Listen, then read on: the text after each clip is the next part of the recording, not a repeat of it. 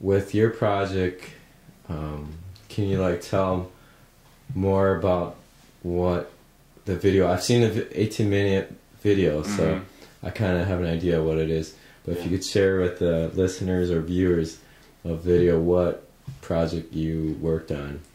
Well, I work for a company called Three Rose Communications, and they do documentaries. They do video production, but they've been working on this documentary, and I was a part of it for this last year. It's called Rescue in the Philippines, a Refuge from the Holocaust. That's the additional title. And basically, it is about 5 Frieder brothers from Cincinnati that owned a cigar factory down there in the Philippines. And Paul McNutt, who was the High Commissioner to the United States at the time, Dwight Eisenhower before he was president, and Manuel Quezon, who was the president at the time of the Philippines. And basically, when everyone else was shutting down their borders, and they didn't want to take in any Jews to give them refuge from Germany, they sat down over poker and cigars, and they did the right thing. They opened up their borders, and they saved about 1,300 Jews from almost imminent, if not death, then concentration camps. And that was more than Schindler's List. So, you know, basically we want to share this story to the world because we think this is a great sign of moral courage. And it's just people getting together and doing the right thing. So that's, I mean, you can picture the poker table and them all together, you know, figuring out how they can do this. And there were some loopholes that they had to make. And they put ads out in newspapers in Germany for, you know, random things like butchers and whatever, kosher butchers that they needed in the Philippines. Wow. And basically the applications started coming in, and they made their list of how many they could take. They wanted to take a lot more than 1,300, but they ended up taking about 1,300 Jews. Wow. So this is like before Hitler started. Yes, it was right before. Concentration camp. Yeah. So but it was right during that time, when everyone else was. A lot of places closed their borders. They were not going to take in anybody, and the Philippines were one of the few countries that did. Cool.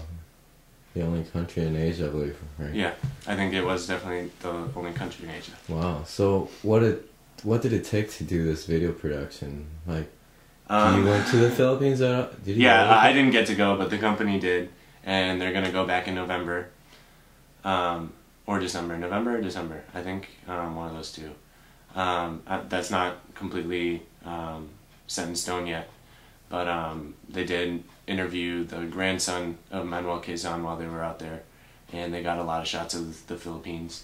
But basically it's just been, you know, getting people that have some kind of connection to the story, getting them to tell their story right in front of a camera, just like, you know, we are now. And we even got, very miraculously, a 103-year-old refugee who passed away 10 days later. So her story is now, you know, part of that. And and I'm glad that we got her side of the story before she passed. Yeah. But we have something like 500 hours of interviews and a lot of, I mean, and we have to get that into 1 hour, into a 1 hour documentary. So it's still in production. Yep, it's supposed to hit American public television in April. Yeah. So, you know, they have to get it done probably by January. Right now, it's, you know, the middle of September, and we have our first script.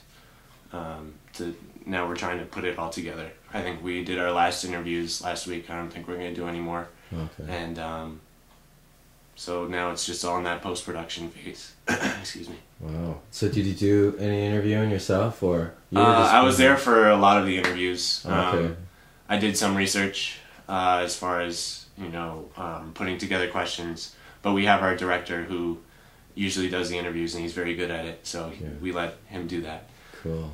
But I was there for a lot of very emotional interviews of people describing some pretty pretty difficult situations. So, you know, I could probably watch the video. It hasn't been out yet. The Jews that did go to the Philippines, are they still there in the Philippines? Actually, a lot of them, after everything subsided, they moved out, and they moved back to either Europe, or a lot of them moved to the United States. Yeah. So, and they did have, the Jews that did end up going, they ended up, through that, having a tie to the United States, because the United States played a big role in getting the people over there. Yeah. So, I think most of the interviews that we've had with refugees were in the United States. Oh, okay. Wow. So how did the job impact you? Well, this wasn't the only project that we worked on, but the documentary is definitely the one that I was most proud of, and I think everybody in our company, this is the project that everybody really wanted to work on. Wow. And, you know, personally for me, because, you know, I do have some Polish Jews in my heritage, a touching story, and hearing people talk about not only the rescue of the Jews in the Philippines, but also we had people talk about when the Japanese invaded the Philippines, and not many people know about that.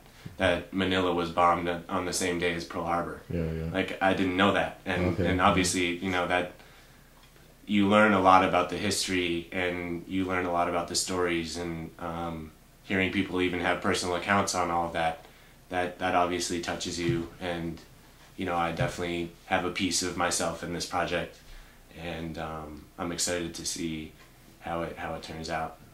Cool. And I hope that it does reach the masses, because I think it's a story that needs to be heard.